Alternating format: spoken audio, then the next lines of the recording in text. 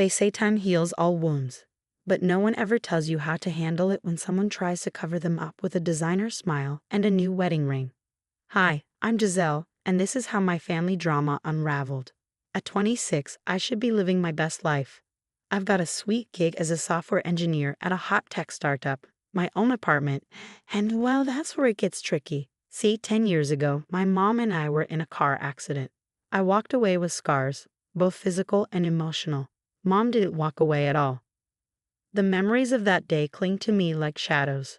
The screeching tires, the shattering glass, and my mom's final words, "I love you, Giselle. Be strong." Some days it feels like it happened just yesterday. Other days it feels like a lifetime ago. My dad and younger brother, Ethan, have moved on, each in their own way. But me, I'm still stuck, one foot anchored in the past, unable to let go. And then 6 months ago, Dad dropped a bombshell. "Giselle, honey, I've met someone. Her name is Cynthia, and we're getting married." Cynthia, former model, 38, a smile that could light up Times Square, and an attitude that could dim it just as fast. From the moment I met her, it was clear she saw me as a threat. "Oh, Giselle," she purred, her voice laced with fake sweetness. "Still single. Don't worry, dear. There's someone out there for everyone. Eventually." Every word was a subtle dig, sharp enough to cut but wrapped in enough sugar to seem harmless. But I grit my teeth and endured it, for Dad's sake. After everything we'd been through, didn't he deserve to be happy? My best friend and coworker, Aisha, she gets it. "Girl, you need to set some boundaries with this woman," she said over lunch last week. "She's not your mom, and she never will be." Easier said than done, especially with Thanksgiving looming.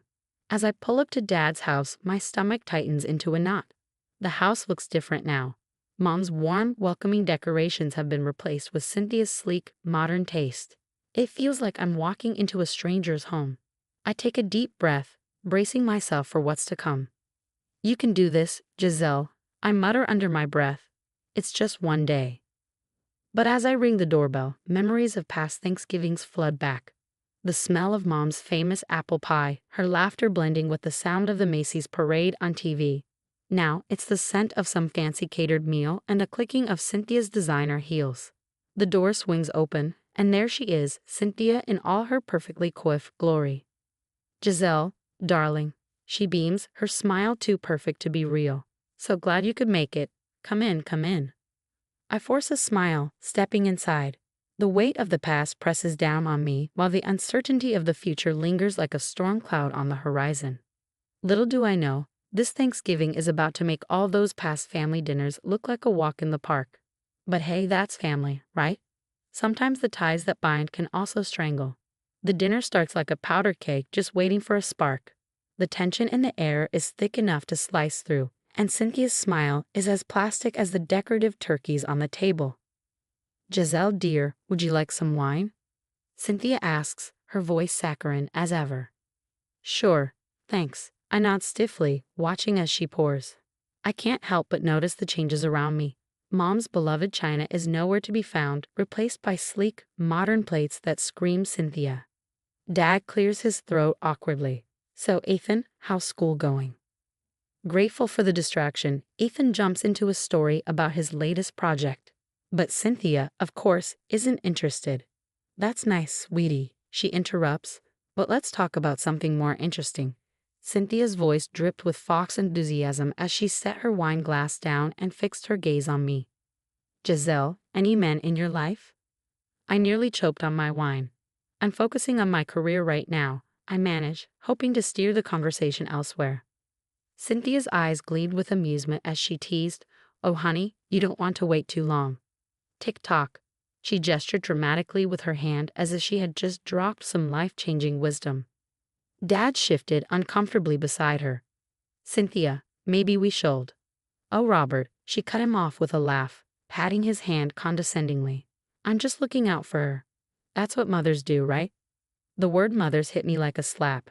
My grip on the fork tightened as memories of my mom came flooding back. Cynthia's presence felt like an eraser, rubbing away everything that made my family my family. As dinner dragged on, her attempts to assert dominance only grew bolder. She spoke as though she had always been a part of our family, casually claiming traditions and moments that had nothing to do with her. Each time, it was as though Mom's memory was being erased, bit by bit, with every word that left Cynthia's mouth. And then, halfway through dinner, she dropped a bomb. "You know, Giselle," Cynthia said, setting her fork down with exaggerated grace, "I think it's time you started calling me Mom. We're family now, after all." The table fell silent. Everyone's eyes were suddenly on me, the tension so thick it felt like I couldn't breathe. I can't do that, Cynthia," I said, my voice barely above a whisper. "I'm not comfortable with it." Her face hardened in an instant. "And why not?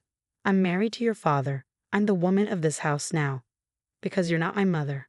This time my voice was stronger, the words pushing up from the core of my being. "My mom died 10 years ago, and I'm not ready to call anyone else that." Her eyes flashed with anger, and her lips curled into a sneer. "Well, it's time you got over that, don't you think? It's been a decade. Giselle, stop living in the past." "Cynthia, enough," Dad warned, but she wasn't listening. "No, Robert," she shot back. "She needs to hear this. I've been patient. I've tried to be understanding. But I am tired of walking on eggshells in my own home. I am your wife, and I deserve respect." "Respect is earned," I snapped, the years of bottled up emotion finally bubbling to the surface. "And you can't force someone to see you as their mother." What happened next felt like slow motion. Cynthia stood abruptly, her chair scraping loudly against the floor. Her face was twisted in rage as she raised her hand. And then it came down, a sharp slap that echoed through the room. My cheek stung where her palm connected, but the pain was nothing compared to the shock that rippled across the table. For a moment, everything was frozen. Then chaos erupted. Dad jumped up, putting himself between us, his voice a frantic blur. Ethan was shouting something I couldn't quite make out, but I couldn't focus on any of it. I was back in that car, 10 years ago, the world spinning out of control around me. Without a word, I grabbed my purse and bolted for the door. I could hear Dad calling after me, but I didn't stop. The drive home was a blur of tears and the dull ache in my cheek.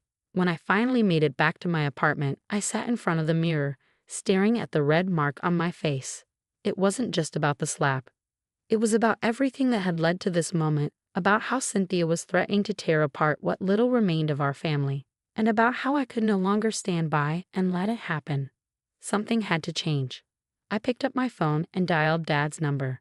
It was time to have a serious talk about Cynthia and the future of our family, because if there was one thing Mom had taught me, it was that family was worth fighting for, even when the fight got ugly. The days after the Thanksgiving disaster were a blur of missed calls from Dad and a growing sense of dread gnawing at my gut. I replayed every moment with Cynthia in my mind, searching for the clues I'd missed, the signs I had ignored. She wasn't just trying to be the new mom, she was trying to isolate Dad from us. "I can't believe she hit you," Aisha said, her voice filled with outrage over coffee. "That's straight up assault." I nodded, absently touching my cheek. "It's not just the slap. It's everything. The way she's been acting. It's like she's trying to erase Mom entirely." That's when the realization hit me. Cynthia wasn't just angling to replace Mom. She was systematically isolating Dad. I started digging. It wasn't hard to find dirt on Cynthia. Former models leave quite the digital trail, and what I found made my blood run cold. 3 marriages, I muttered, scrolling through old news articles. All to wealthy older men, and each one ended in a messy, expensive divorce.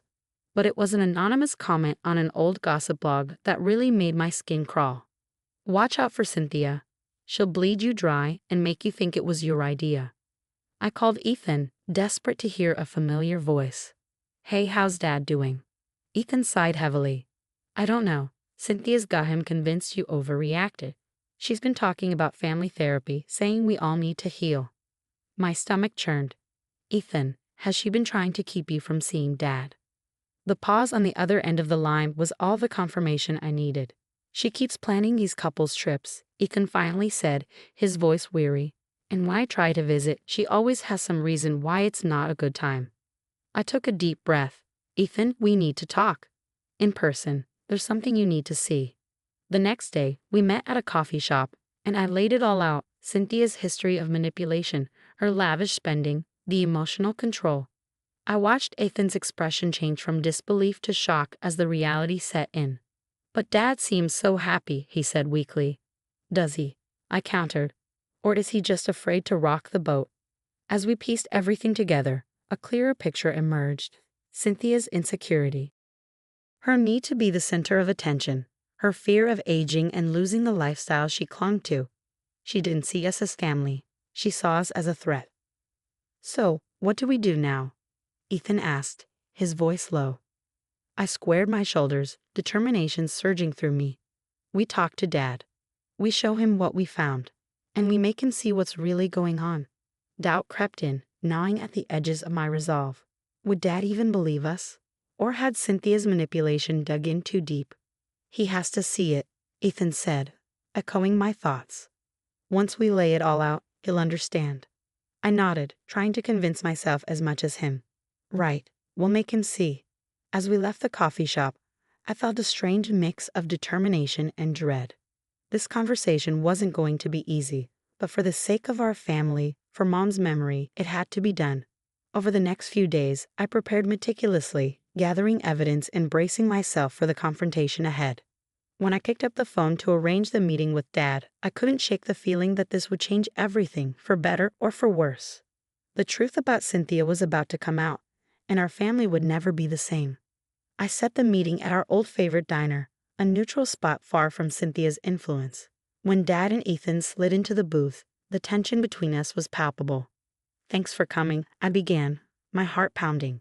We need to talk about Cynthia. Dad's face tightened. Giselle, if this is about Thanksgiving. It's more than that, Dad, Ethan interjected. Please just hear us out. I took a deep breath and laid out everything we had uncovered. Cynthia's past marriages, her financial habits, her manipulation tactics. As I spoke, I watched Dad's expression shift from defensive to confused to devastated. I had no idea, he mumbled, staring into his coffee cup as though it held answers. Ethan leaned in, his voice gentle. Dad, has Cynthia been trying to keep you from seeing us? The silence was deafening. Finally, Dad nodded, his face weary. She always has a reason why it's not a good time for you to visit. I thought. He trailed off, shaking his head. I thought she was just trying to help us bond as a new family. And the Thanksgiving incident? I asked softly, testing the waters. Dad's eyes welled up. I should have stood up for you, Giselle. I'm so sorry. As we talked, the full extent of Cynthia's manipulation became clear. She had been subtly isolating us from each other, playing on our vulnerabilities. We'd all been caught in her web. What do we do now? Ethan asked. Dad straightened in his seat, a determination in his eyes that I hadn't seen in years. We confront her. Together. Set some firm boundaries. The next day we gathered at Dad's house.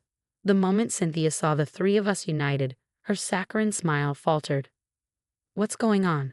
She asked, her voice tight, eyes flicking between us. Dad took the lead, his voice calm but resolute. Cynthia, we need to talk about your behavior and the future of this family. As he laid out our concerns, Cynthia's mask began to slip. Her carefully crafted facade cracked, and anger twisted her features. You ungrateful brats. She screamed. After everything I've done for this family. Her outburst only confirmed what we already knew. Dad's face hardened, his voice steady. I think you should leave, Cynthia, he said quietly. This marriage, it was a mistake. Cynthia stormed out, hurling threats about lawyers and alimony. The sound of the door slamming behind her felt like a weight lifting off my chest. It wasn't over. There would be legal battles and emotional fallout. But for the first time in years, it felt like we were a family again. That night, as Dad, Ethan, and I sat around the kitchen table eating pizza, really talking for the first time in what felt like forever, I realized something. We had been so focused on preserving Mom's memory that we'd forgotten her greatest wish for us, to be happy and united. As we laughed and shared old family stories, I knew the road ahead would be long, but we'd face it together. Our foundation was stronger now, built on truth, love, and a shared understanding of what family truly meant. Now I have a question for you. Giselle and her family chose to confront Cynthia directly and cut ties. Do you think this was the right approach? Or should they have tried family therapy or given Cynthia a chance to change? Where do we draw the line between protecting our family and potentially breaking it apart? Share your thoughts in the comments, Your perspective could spark an interesting discussion about family dynamics and dealing with toxic relationships. If this story resonated with you, hit that like button and subscribe for more compelling tales of family drama and personal growth. Your support helps keep these thought-provoking stories coming.